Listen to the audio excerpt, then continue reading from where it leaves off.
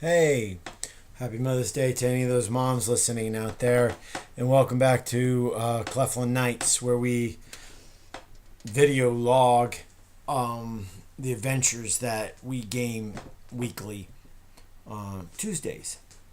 And um, uh, over this week, this is all the gaming that happened for the week of May May 9th, 2017. And what happened, we didn't have Chris last gaming on this last Tuesday. So we went straight into playing Clef Land with a D. And had to play mostly Joel and Alex until Frank showed up. And then later Ray showed up. So it was pretty cool. Got a little bit of mix of those guys.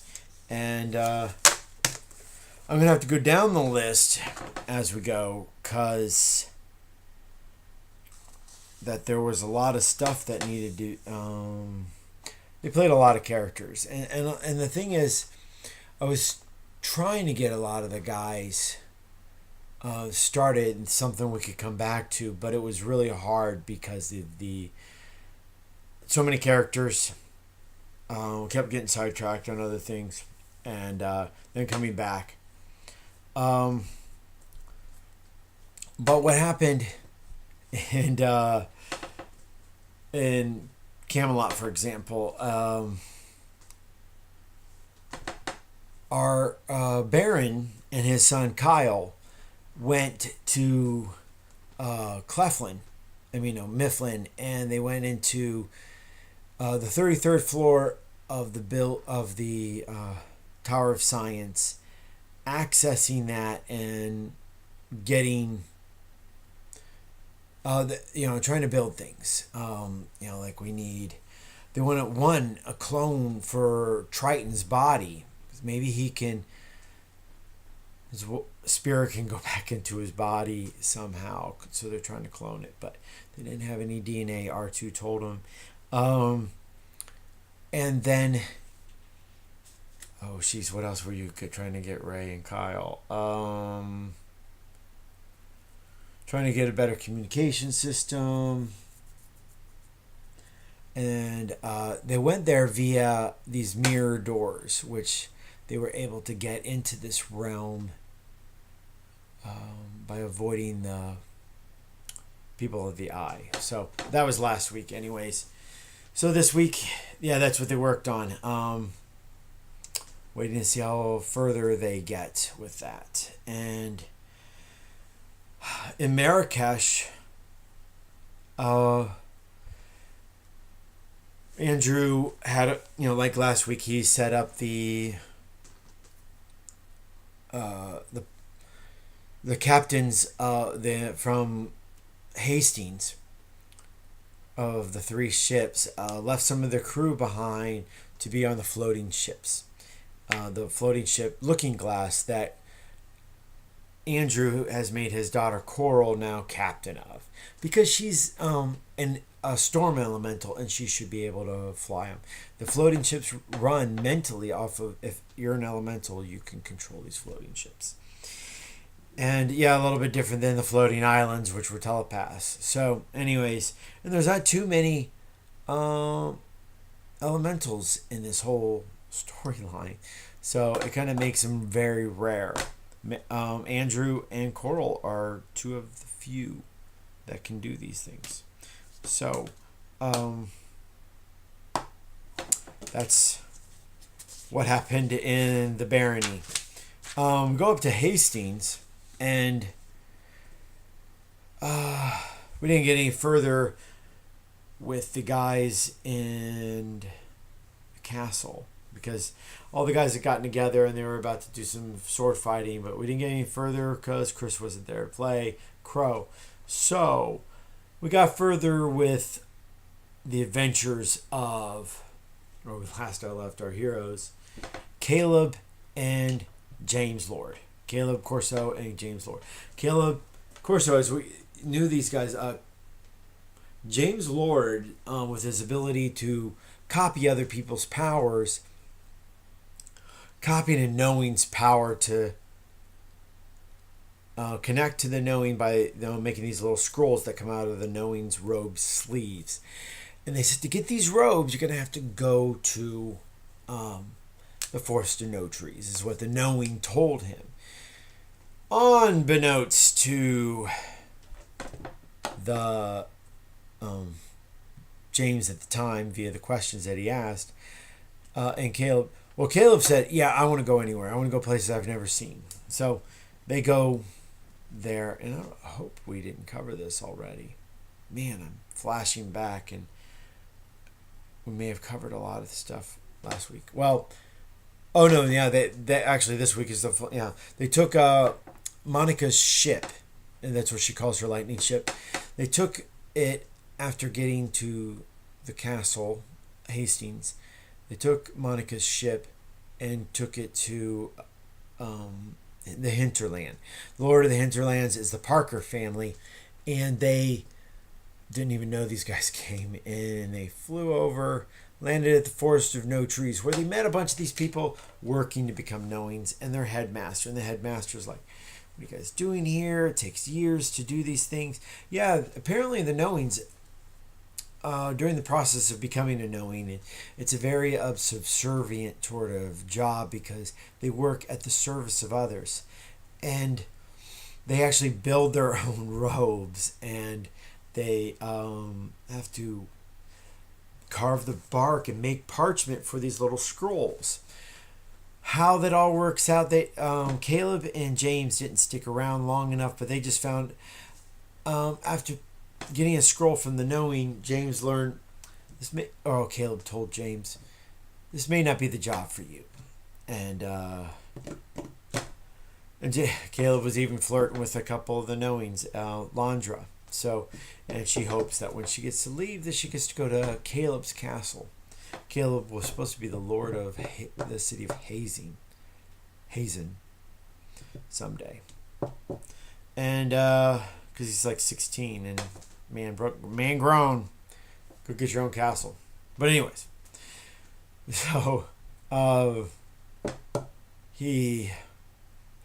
so as they go back, they were trying to go back to ship, and Monica apparently had called ship back, and they could not get a hold of ship.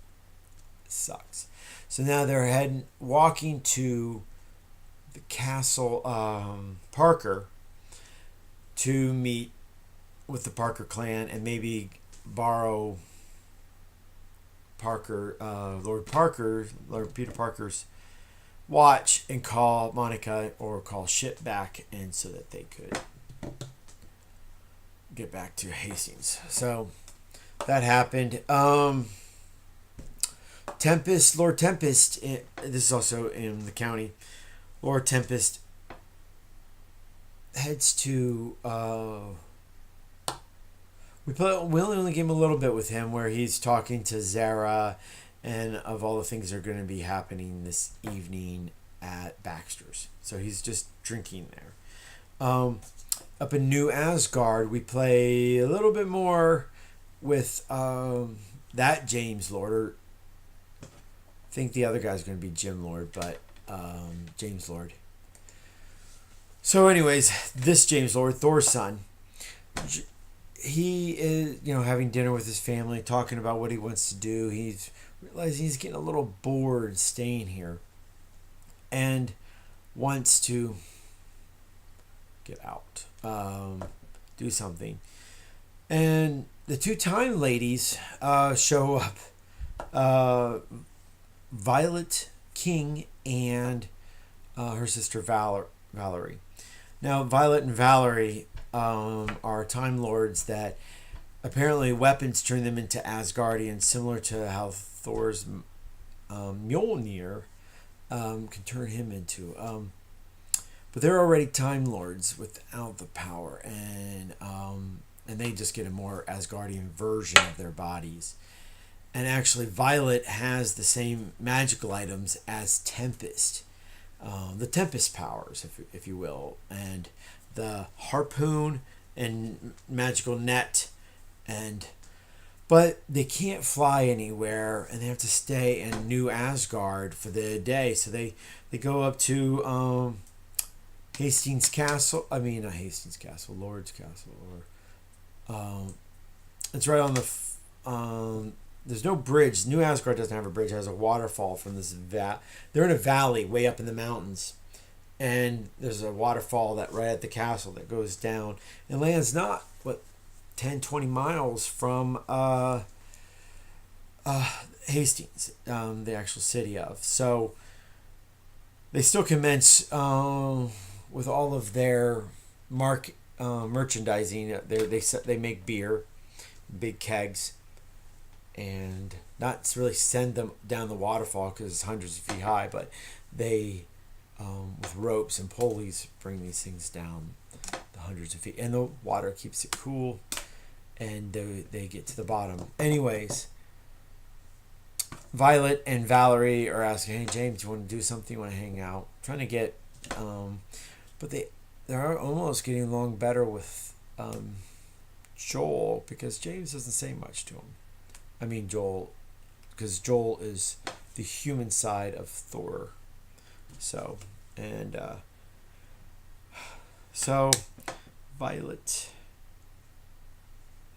and Valerie. So, and Viking and Valkyrie, those are code names.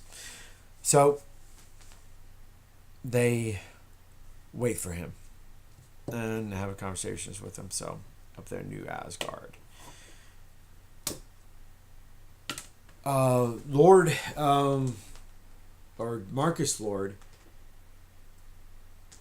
heads down to Claflin, takes his ship down to Claflin, and we didn't get further with what he was going to do there. And I think that's it of the characters there that we played. And to the march. The Marquis, a couple weeks ago, the Marquis found out that his mother, Madeline, sends a super trooper or commando squad of elves to Avalon, and to try to take on the dragon. Suicide mission in the Marquis Christopher's idea. So the Marquis Christopher has this ability, which, I mean, it's kind of mixed with his Martian side and his mutant side, but he can see through things, and he sees this group. They're actually rowing out to one of the Viking ships to set sail to Avalon, and from Avatalos, and the capital, which is right there on the coast. He elf speak, which they can talk generally about the same distance of their age, and he's about 20 years old, so he talked about 20 miles. So he was able to communicate with this elf commando squad and say, turn around and come back. I don't want you going on the suicide mission. So Owazu and his brother Owazu, Prentice, the bastard Owazu, not Prentice, I mean Soul. That's the bastardly name, because this is based off of Game of Thrones kind of culture here. Owazu's Soul and his girlfriend Rachel have returned back to the Avatalos in Shan, and now they are getting a little bit bored because they're here to spend the night around their brothers and sisters, siblings, half siblings. Well, no, Owazu's half siblings, even though he didn't grow up with them. See, the story of Owazu, real quick, if you don't mind. His Owazu is Alex Prentice from another Earth's, like, I think it's 6 point something at the tree. Owazu Prentice's son with one of the Hayabusa clan. I think her name was, I don't have her name available, But the Class 5000 psyche of the Hayabusa clan, which are all supremes who took over the tree. And when she had, when this mage of the Hayabusas, when she, gosh, I wish I knew her, I could remember her name. I should have prepped this ahead of time because I didn't know I was going to tell Iwazu's a little bit of his story. But when she wanted to have a kid with all these player characters, because I was creating the Blood Brothers, characters that were all related to gamers that could all hang out together. So I could always have, when the five guys would show up to game, that I had five people to play. Anyways, and also another thing about the Blood Brothers was that I was going to be able to have one of them around every player so that I had somebody else to play with these guys. Because playing, when I'm gaming, I'm going to one person at a time going around and gaming. It's very slow, and there's a lot of people that don't get any gaming done. So I tried to create this thing. It didn't work out very well because I couldn't even get everybody to play. But Iwazu got to play a little bit because I had them playing on Blue World. He came to Blue World, and Rachel Lord fell in James, actually Thor's daughter, but Marcus raised her. Thor and Wanda Magic's daughter. Iwazu came there from the tree. And the tree is other adventures these guys were having up until 2016, maybe. It was getting really hard. I had too many characters there. I even merged once to get rid of all the characters just to have more second gens coming in. And then there was just so many side characters. We have a lot of side characters here, but the world is much more spread out, not all within a tree where if something happens on one side of the tree, people know on the other side. And so it became difficult to keep these stories going along. So, and plus I also wanted these second gens to have more experience, meaning Chris and Alex, have more experience in what Frank, Joel, and Ray played back in the 90s, Clefland.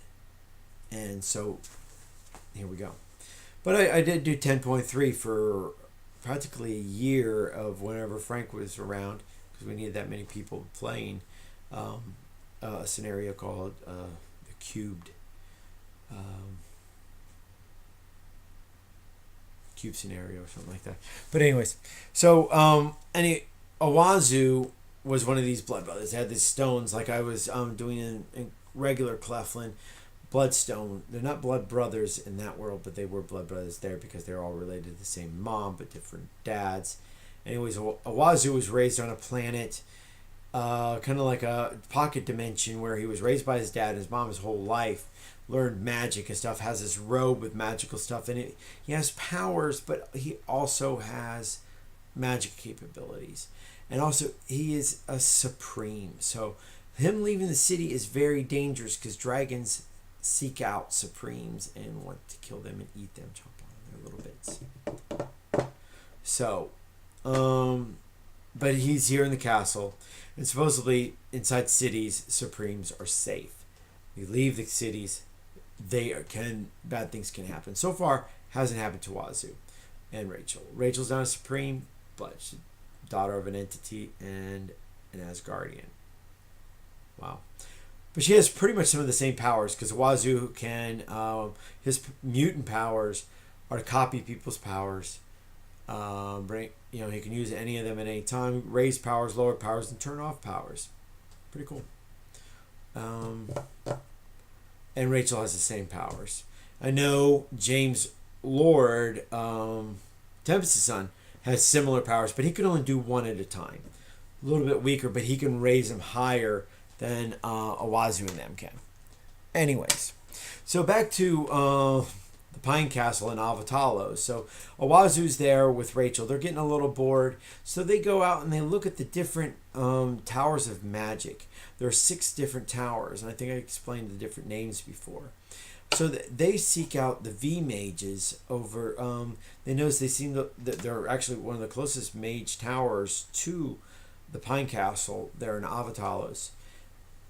So they walk down there and they meet these, and they get a little briefing from the headmaster mage on what the powers of a green mage are, and their powers have a lot more to do with the body experiences, emotions, sleep. I haven't really brought up healing, but that's a possibility. They also have some flight powers, spells and stuff, but most of their spells dealing with emotions, sleep, anger, and they sing to their spells. Their robes are pink, so a little bit different, weird but different. So I want different mages than we're used to experiencing here, and I'm getting it. Yes. Okay, so onward. I'm 20 after already. You got John Prentice. John Prentice is the quiet one of the apprentice of the Marquis brothers and sisters, and kind of alone by himself type guy. He comes out and sees all these apprentices and Corsos around, and he decides, you know what I want to do? Next to nothing with these guys. I'm going to go practice fighting. I'm going to get some teaching. So he just orders some elves, hey, come practice fighting. So he goes off to another area with his daughter Arya. Yes. They did that. When Frank named the clone clan clones kids, he went with stuff from Game of Thrones, Vikings, stuff, which is kind of cool because there are words that we're not used to saying. So don't think that we're just trying to steal stuff. It's just these are the names. So, and speaking of that, so Arya and John go practice fighting, and Floki is also there, and Floki's built his own robot synthesoid sort of thing, Sif, and Floki and them and Sif kind of party with some of the Corsos. The Corsos that are there, Dominic and Lucky, they've returned back here. Dominic and them. Dominic still has his Sentinite sword, but they liven up the party a little bit there at the not party, but everything is sad that the Marquis has died. Elves generally are feeling sad because they just got their royal to lead them out of this trench emotionally that they've been feeling without having royals. Pretty much the whole land's been like that. They've been under the thumb of basically Time Lords that have been trying to do things in this realm. Oh, we ain't got no royals around. I'm going to do whatever I want, because I live forever. But now the royals are back. Not back, but there are some now that weren't there before, and even though these aren't the same royal clans or connected to the previous clans that were there, these clans, well, anyways, so the elves all feel that way, and Dominic and Lucky, Floki are there, Sif, liven things up a little bit. There's a little bit of dancing and partying. Dominic and Lucky can play music, pretty much anything. And like I said, liven things up. The Marquis Christopher's uncle Xander and his wife Megan show up with their kids, Jonathan and Jaina, Sid, and no, not Jonathan. He's in Hastings, but Jaina and Sid. They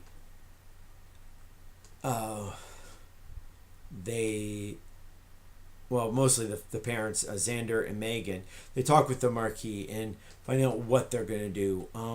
In the end, using his knowing, who came by, finds out, hey, from the knowing, basically the only way to really deal with dragons, because you can't take them on violence way, is through a deal. Because the dragons got to where they were through a deal, and to undo their power and strength, maybe you'll have to make a deal. And the only one to do that is with the Stellar one, Stella, back in Ray's Rockhouse in Clefland. So, thus, they all get on Sean and fly to Cleflin. I believe that's what they did. So, not all of them. I think it's just Xander, Lord Xander, Megan, Marquis, Christopher, and Madeline all had that way. And maybe Chloe did too. So, next, I don't know how far we got with what was going on. Oh yeah, we did get further. In Corsos, the Duke is picking up everybody, all of his land, because they were going to eventually head to the march for the funeral the next day and the crowning, the coronation of the new Marquis Christopher. Well, and he's already using his powers anyways. But the Duke also has another problem. That's Hercules' brother, Apollo. Even though Apollo and Hercules are from two different dimensions, they both know of each other, obviously, because this Apollo that is in Mifflin. So what happens is, after he's, I think last week we only game that where he was picking up John Jones and his kids. They've already picked up Owen and his kids, Lord Reese and Lord Jones. They pick up Lord Olympia, Hercules and his family. Hercules is married to Paige Guthrie. They have kids, Jupiter, Gladius, Samantha, and Jennifer. And before they get too far, like going to the march, he's flying back to Mifflin, and the Duke is going to let his son Ryan, who will be he's a scion, so someday he's going to be the Duke, to lead this team on taking on Apollo. It's still in the afternoon. We're talking about 3 or 4 in the afternoon. Sun doesn't set for till like 7 or 8 o'clock. It's a while yet. So I don't know how long they're going to wait to take on Apollo. But because they think, I heard him mention that, the Duke was mentioning that maybe after sunset I'll take him on. But, because Apollo's, done some pretty bad stuff. So may not be your legend, your Apollo from mythology as much. This Apollo is a Time Lord and has powers, but isn't near as immortal as they once were. I've got, with Jesus in my life, I've changed immortality. Everybody needs to have a due date. And that's the gaming that we've gotten so far, guys. I also, this Saturday, went to Comic-Con, which was totally amazing. Well, not totally, but it was pretty cool. I went to Tidewater Community Comic-Con, and I got to meet Chris Claremont, favorite writer of all time. And I got a print of my favorite character, Ilyana Rasputin. 2 of them. Sketches done by Bob McLeod, which drew her back in ancient times, the 80s, and which I loved his comics, so I was really proud to get him to do it. And then Larry Stroman, which I spent a huge amount of time talking to the guy, hearing all the old days of Marvel Comics, and he did a sketch for me putting Ilyana in Alien Legion armor. Really freaking cool. I was so proud of it. Worth every minute. I also looked and talked to a lot of independent comic groups, which there's so much independent good stuff out there. I'm thinking of even doing a video series after I read some of this stuff, adding this to my Cleflin. But see, I need a better video program, guys. I really do. So, but I think of adding it to my Cleflin Knights sort of stuff, and of going through when I read these new independents and telling you about them. But Because I know Rob Core does all that stuff, but I'm not quite Rob Core, and wish it could be that cool and whatever. But it's almost 10 o'clock, time for bed, and I gotta load this yet. So hey, everybody have a good night. See you next week. Hopefully gaming here in 2 days. Probably have most of my guys, and maybe more set scenarios of discussion and stuff. Maybe I won't hop around so much. What I want to finish with is what I'm interested in seeing in this upcoming week. Possibly this fight between the Clan Infinity and the team that Ryan's going to create, and Apollo. That's going to be really interesting to me. I'm also interested in what Count Marcus is going down to Cleflin about what the deal is going to be with the Marquis Christopher. And also Prince Caesar's, with hopefully he gets to play, Prince Caesar's little fight north of Cleflin against the Green Brotherhood. So hopefully we'll get to see some of this stuff. So I don't know if I'm sticking with Green Brotherhood. It's going to be something something green, because they were green. Anyways, peace. Y'all take care.